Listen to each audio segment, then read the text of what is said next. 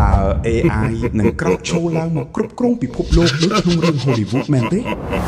ញែកឲ្យដាច់រវាងរឿងប្រឌិតនិងការពិតក្នុងរឿងគុណ AI ចង់កម្ចាត់មនុស្សព្រោះវាមានគំនិតខ្លួនឯងតែការពិតវាអត់មានខួរក្បាលគិតចង់ធ្វើបាបយើងទេការពិតគឺ AI គ្រាន់តែជាឧបករណ៍មួយប៉ុណ្ណោះវាអត់អាចគ្រប់គ្រងពិភពលោកទេតែវាអាចគ្រប់គ្រងការងាររបស់អ្នកមើលជាក់ស្ដែងសប្តាហ៍ថ្ងៃនេះគេលែងសូវចំណាយពេលរាប់ម៉ោងកាត់តឬគូររូបទៀតហើយគេប្រើ AI ធ្វើវាត្រឹមប៉ុន្មាននាទីអ្នកប្រកួតប្រជែងរបស់អ្នកមិនមែនជាមនុស្សយន្តទេគឺមនុស្សម្នាក់ដែលចេះបញ្ជា AI នឹងឯងដែលនឹងមកដណ្ដើមការងាររបស់អ្នកចង់ក្លាយជាអ្នកបញ្ជា AI ឬចង់ក្លាយជាអ្នកត្រូវគេជំនួស